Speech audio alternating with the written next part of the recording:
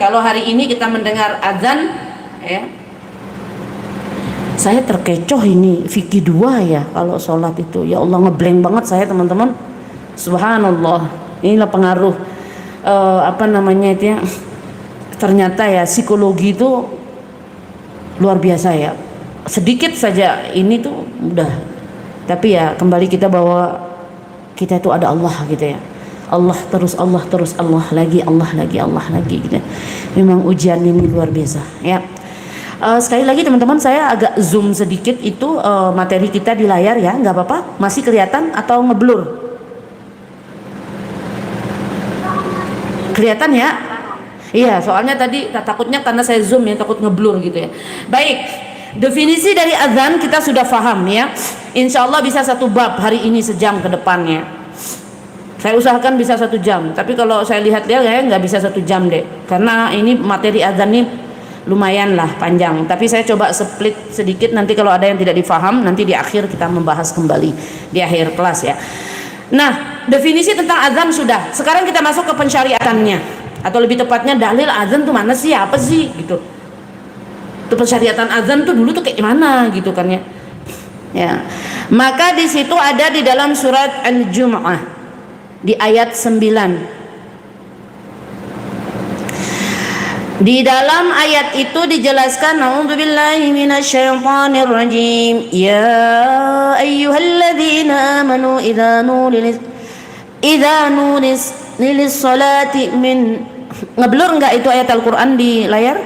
Kalau saya melihatnya agak ngeblur ya. Tapi kalau kalian ada kitab nanti buka di kitabnya di situ ya. Min yaumil jum'ati fas'au ila dzikrillahi wa dharul bai'a dzalikum khairul lakum in kuntum ta'lamun. Shadaqallahul adzim. Ini diperintahkan kepada orang-orang beriman, diserukan kepada orang-orang beriman apa? Yuk salat Jumat. Susah hidungnya. Ya. Salat Jumat. Ayo segera ya, kita mengingat Allah dan tinggalkan jual beli itu. Yang demikian itu lebih baik jika kita mengetahui, kamu mengetahui ya. Dan di ayat lain juga di situ ya, ada di ayat suratul Maidah ya. Di ini hati-hati buat yang suka ngejek-ngejek sholat tuh ya. Banyak bikin konten kreator, konten-konten orang-orang yang jadi konten kreator itu, mereka kalau bikin konten itu nggak ngotak kadang-kadang ya. Kenapa nggak ngotak, Umi? Iya, orang-orang bikin konten kreator nggak ngotak ya, tak sholat, tak apa, dibuat permainan, dia nggak tahu apa ya. Banyak sekali ayat ancamannya juga nanti di dalam Al-Quran ya. Orang-orang yang suka kadang-kadang dibuat jadi konten tapi jadi lucu-lucuan, jadi main-mainan gitu. Sholat loh itu, ya Allah ya, itu namanya konten murahan ya. Jadi jangan di follow, jangan di subscribe, karena Allah subhanahu wa ta'ala meminta pertanggungjawaban kita nanti.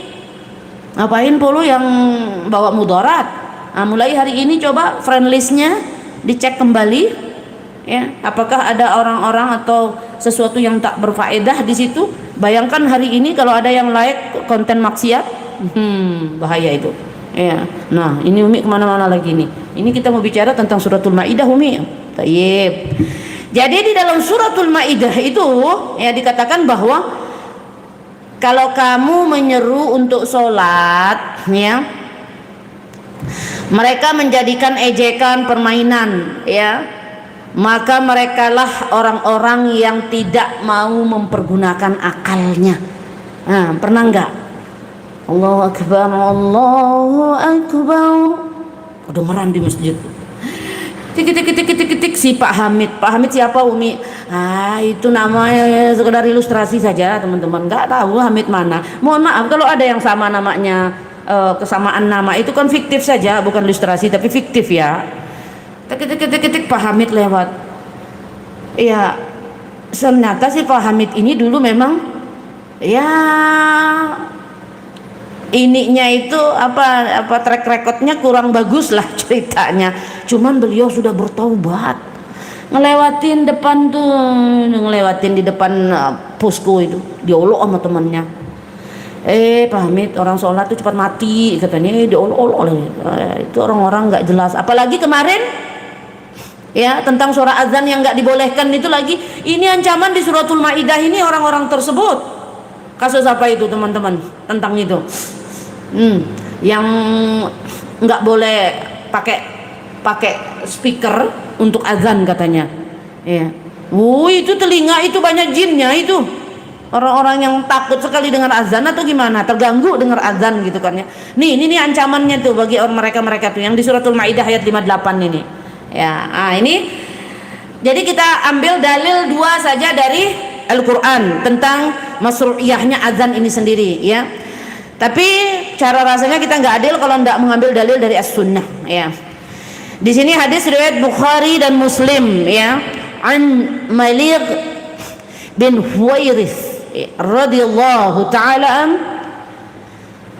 qala, berkata ya bahwa qala Nabi sallallahu alaihi wasallam, Rasul sallallahu alaihi wasallam bersabda kepada kami, kata, wa idza hadaratis salatu falyu'adhdhin lakum ahadukum. Kalau waktu sholat dah tiba, kata Nabi, bersegeralah azan. Kan waktu sholat sudah masuk, kata Nabi, maka azanlah. Disuruh azan itu. Nanti kita lihat status hukumnya ya.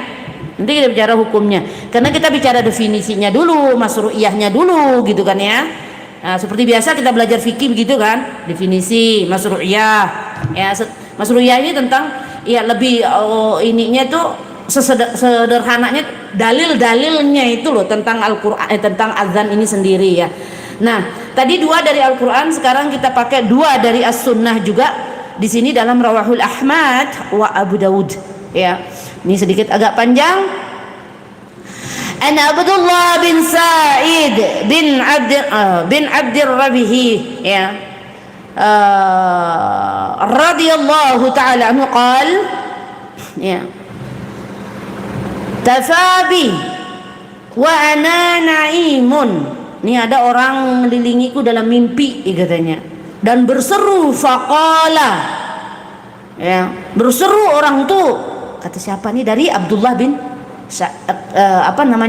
dari Abdullah bin Sa'id bin Abdir Rabbihi ya, berkata, ada orang mengelilingiku katanya dalam mimpi dan berseru, faqala taqulu Allahu akbar, kayak azan itu loh. Gimana sih, kok Umi nggak bisa azan? Ntar dulu saya ulang lagi, ini soundnya kurang bagus ini.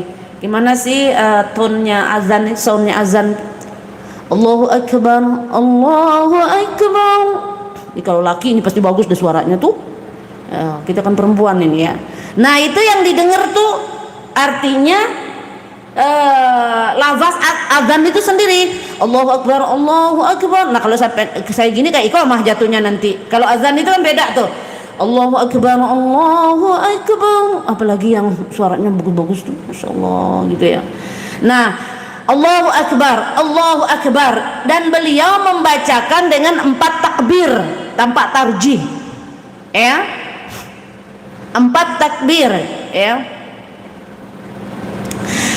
Fadzakara zana artinya takbir tadi bitarbi' takbir ya, bighairi tarji'in wal iqamah furada illa qad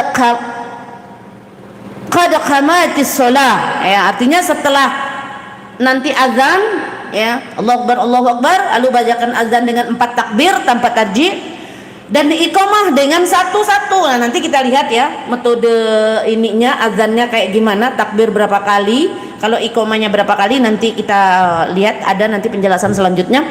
Jadi satu-satu kecuali qad qamatis shalah ya. Kalau saat qad qamatis shalah itu falamma asbahtu ataitu Rasulullah sallallahu alaihi wasallam faqala innaha la ru'ya haqqin, innaha la ru'ya haqqin. Jadi kecuali qad qamatis shalah, ya. Lalu paginya aku datangi Rasulullah sallallahu alaihi wasallam, maka beliau bersabda, itu benar adalah mimpi yang benar.